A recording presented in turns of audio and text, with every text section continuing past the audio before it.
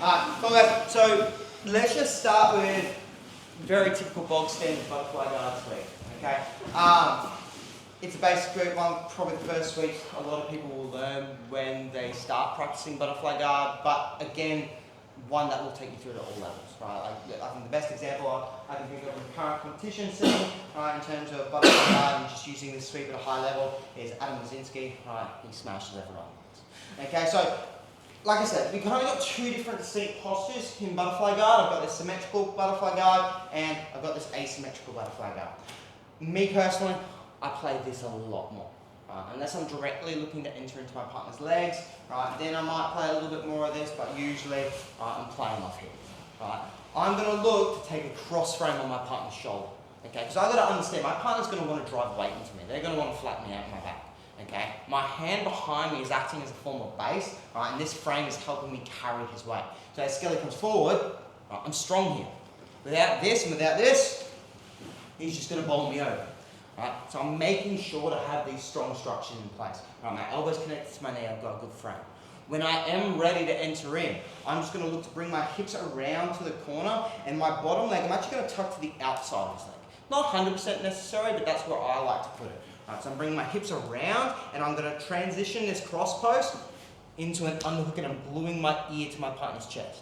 Ideally, I want to be below him, because that's going to make it harder for him to get below me and flatten me out. Okay?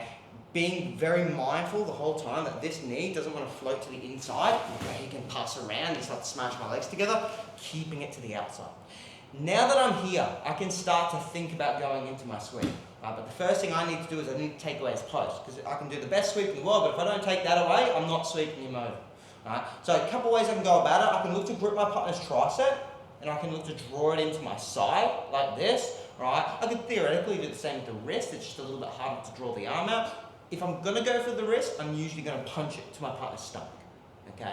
Now that I'm here, he doesn't have a post.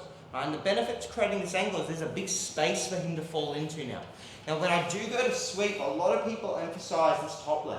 And while it will work and you will sweep people with it, you probably want to emphasize more so the bottom leg than the top leg. So when I go on the imaginary person, I'm going to scoot in here, I get my grips, this bottom leg is going to be active. And I'm going to be pointing my knee at the floor and trying to drive my hips up high as I go. Right? This bottom leg should be doing the majority of the work, not that top leg. Right? So once I've come in here, I control that arm, I fall to the side, my bottom leg lifts, and I can start to go. I also find that the benefit to that bottom leg is when I go to sweep, he doesn't get flung as far, so it's easier to get a clean transition into mount, as opposed to kicking our partner very far away and ending up in side control, which again is still a good outcome, but if I can take him out or side control, I'm taking him out every single day. Right, so starting here, asymmetrical butterfly guard, I've got this cross post, this hand's keeping me strong. Right, he might even drive in, as he drives in, I can use that as a way to enter in. Right, so I've swung my underhook in, got a nice low head position, my one foot's in, my one foot's out. I'm taking away his posting arm, drawing it in, and I'm not falling backwards. Right, fall to the side. There's a big open space here for him to fall into. Right, bottom leg is the drive leg. So as I fall,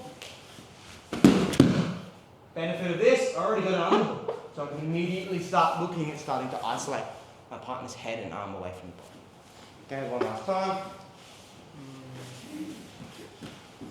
Starting here, right, cross post, base.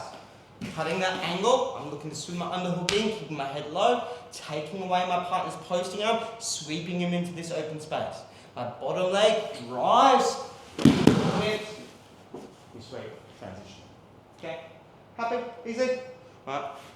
Get with your partners, good to go.